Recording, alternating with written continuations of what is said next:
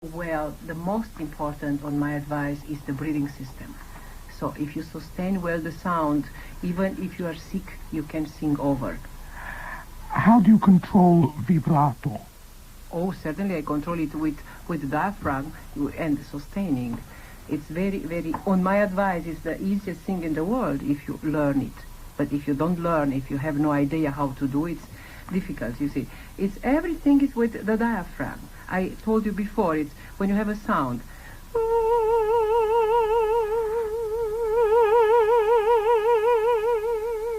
Everything is done sending a little bit more breath or less breath on the chords. So the palato transform this air, this breath in beautiful sounds.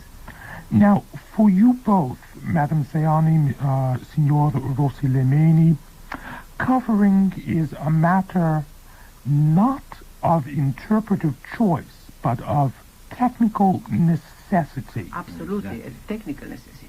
I can tell you, if you allow me, the last great maestro of Italian bel canto was Cotogni, a great baritone. Cotogni, he used to have a very long cane, and he used to beat on the fingers of his students when they wouldn't cover the passaggio, Yes. It was terrible for him, because the passaggio for baritons and bass is C sharp. If they wouldn't cover C sharp, he would beat them on the fingers. It was really a terrible punishment. And for the tenors, F sharp. F sharp, sometimes G, but F sharp is important. Now, the passaggio is the place where head resonance and chest resonance most overlap. The bridge between head and chest resonance. Is that an yes? It's the middle, just in the middle of the... is the perfect resonance in the mask. Now, speaking of Cotogni, I can't help but think of singers from the turn of the century. According to me, not very many of them covered at all. It wasn't until the period of Gigli that one finds a great deal of covering. If you think of old records, how many of those singers covered before Gigli? Instinctively they covered all, even Tamagno. If you hear the Tamagno, the Yes. hotel of the Tamagno, he was covering. And if you hear what was contemporary to Gigli, Pertile, he was covering everything.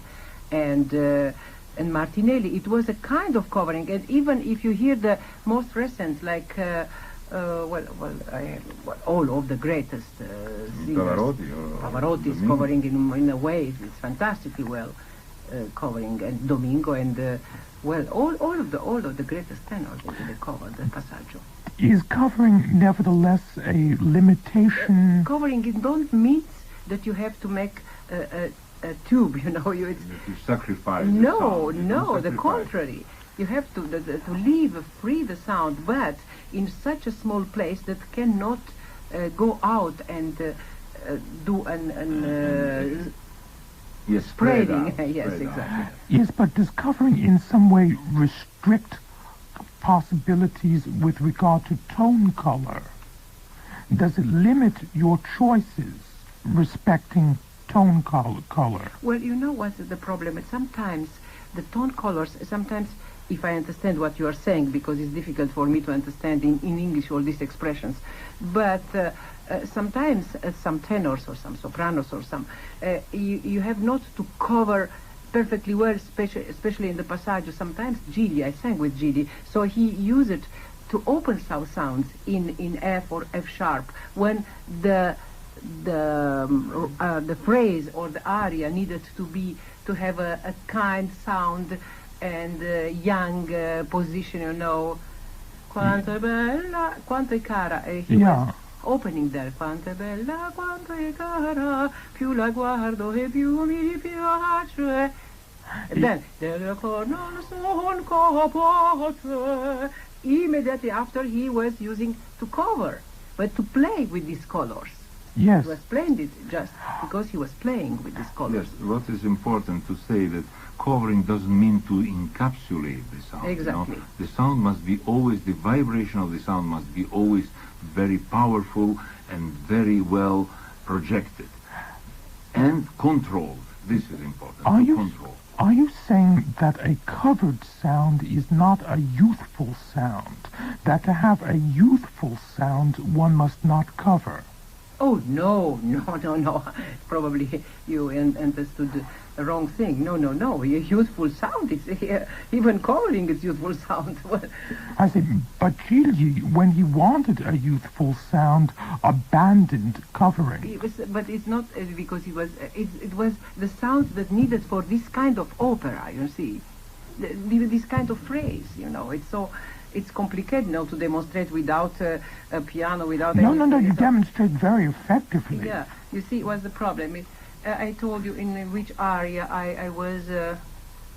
Tombe degli avi miei, d'una stirpe felice, de raccogliete voi. And then, was covering, because it was more virile, the sound. More... when the sound has to be more kind, it's a little bit open. When it has to be more dramatic, has to be covered, even if it's the same note. Do you lose brilliance and squillo when you cover? No. No. The contrary. Yes. It's very sure. I had one colleague who was covering in the perfect way. It's Gianni Raimondi, a splendid tenor. Yes. And I sang so many performances with him.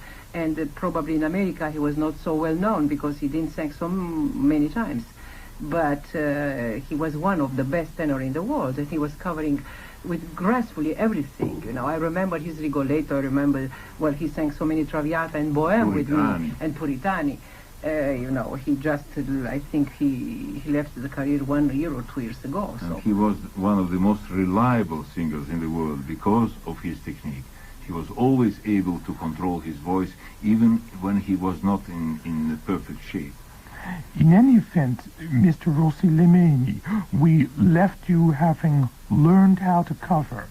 There you were, not having made your debut, but already knowing about covering. Oh, yes. Yes. Because I was also following always the examples of great singers, This is something that is lacking now in the new generation, I must say. I'm teaching now at the Indiana University, as you know, and I have very, very often to remind my students who are the great singers of today and of yesterday. And sometimes they don't know the most important names, like Claudio Muzio, I don't know, or like Gigli, like Tita Ruffo. They never heard of them. Like Toti Del Monte.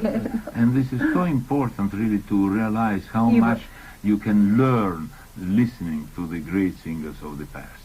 As I told you, I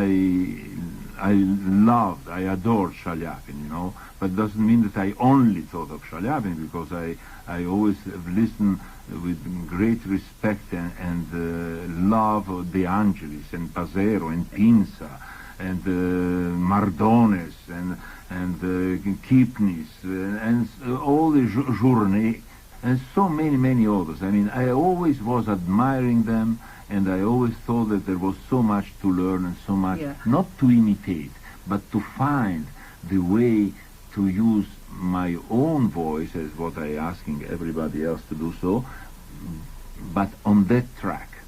And you know what my husband is saying, that really we admired a lot. We were never there to criticize. Like today, the young people, it's only there to criticize. Oh, this is not good, this is not a nice note, this is... Everything is bad for the young people today. Not for all of them. But they have to be a little bit more careful and to try to learn more, even with some of defects that some of the singers they had. Nobody is perfect. So you have to learn from a singer what he do well and what he don't do well, and to learn to do better. So only you can criticize only if you can do better than this singer. What is important is always to defend the larynx, you see. If you defend the larynx, it means you defend the larynx by placing correctly the voice, by supporting the sound, by projecting correctly the voice.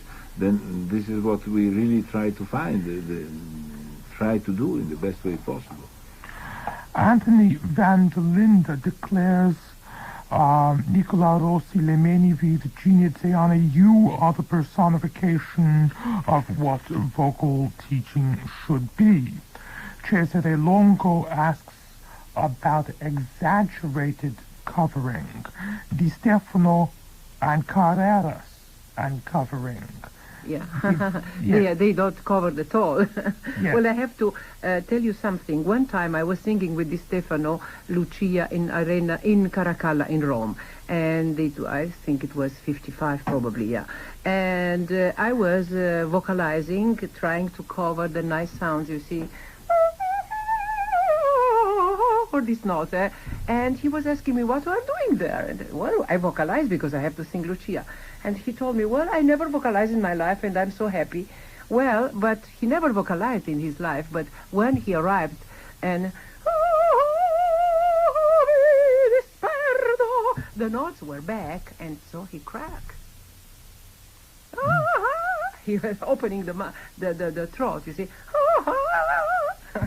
You cannot do this, because it's very dangerous for the voice, for the larynx, for the cords. You know, it's so difficult to be on the stage and to don't be spontaneous and all the time to think, oh my God, how is my throat doing? Leave the throat to be free and nice and quiet and relaxed, and think to put the sound higher. Cesare Longo asks further, is there such a thing as too much covering? Well, too much covering, it's ugly too, because if you, instead of do a note, you do, and you make a tube, like I told you, I don't know how to, you make what I was saying, to encapsulate. You have not to encapsulate the sound. What of falsetto, Cesare Longo asks? Are you anti-falsetto? What I'm is your what? opinion about the use of falsetto? Well, certainly no. Falsetto is not helping the voice. The women sopranos, they have no falsetto. The only one soprano that I heard with falsetto was Leila Ginger. She had a fantastic falsetto. It was like an incredible pianissimo, but it was falsetto. And no one woman can have falsetto normally. But the tenors, they have nice falsettos sometimes, and they abuse of this falsetto. And abusing the voice go a little bit back. We had 60 to 70 performances a year. Well, So if you have to resist like this with all the rehearsals that you have all the year. well, John McCormack's voice Yeah. was focused but not covered. I'm not saying that McCormack and I sound alike. What I'm But a saying, lot of artists, they don't cover. I don't say that don't exist artists. There are a lot of them. They Well- don't cover. But it's not this reason that they sing longly and well, you know. the point, Depends of the quality, depends of their preparation. If they resist, tant pis pour eux, how the French say, it's better for them. But point- it's not a way, well, certainly, and it's not a way to help yourself. well, the point that I'm trying to make simply is that it is possible for a tone to be pointed, to be focused, without being covered. So far as I'm concerned, covering and pointing are not the same thing. I don't know how you feel. Well, it's certainly not the same. No. No, Covering and no. pointing, no, the No, same because thing. you're Absolutely. suggesting You that can they are. point, and you can in open sound or covered sound. You can point. Yes. But you can have a voice, a very high voice without covering, because you go probably in the register of soprano. You see. Well, Lamperti, Giovanni Yeah. Battista Lamperti, Yeah. the voice teacher, Yes. asked rhetorically, if a tone is beautiful, why cover it? Well, you cover only because it's sano, come si dice. Healthy. It's healthy. Healthy. Yes. If I find a sound that is beautiful without covering, and then it's sure, means that you don't risk to crack a note, then it's all right. Here we Yes. are to advise the young singers with our big experience, and I can say that Nicola sang for 36 years, and I sang for 34, and still we sing and we demonstrate to all our students every phrase. Means that we have an experience and we resist on this life. Every singer has his mind and he can do what he likes. But if somebody come to me and I try to have an advice, first of all, I cannot give advices and without hearing, because it's absurd to give an advice if I don't hear the sound. It's like a doctor, to don't control, to don't hear the heart of a person, and then to give advices with kinds of medicament to take for this heart. So I was simply earlier trying to understand the reason for covering, and right now I was simply speaking to the listener's question. Not high chest, no. Expanding the ribs at the same time, supporting with the muscle of the stomach, supporting and the high abdomen the inside. Uh-huh. So you pull in the stomach? Then? Exactly. Yes. Exactly. Yes. Now, Out. what does Pavarotti mean by the expression "bite the voice"? Oh, this Or is fantastic. It is very good expression. It means when you have a phrase here and you have to put this phrase in your superior